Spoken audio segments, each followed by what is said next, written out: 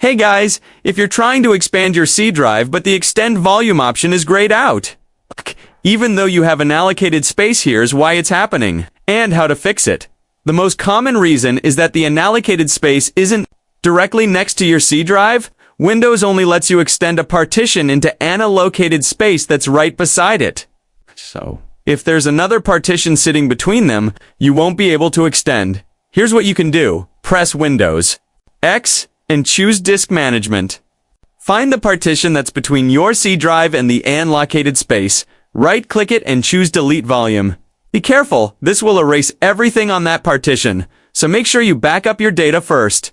Once deleted, that space becomes unallocated and will now be directly adjacent to the C drive. Right-click your C drive, select Extend Volume, and go through the wizard.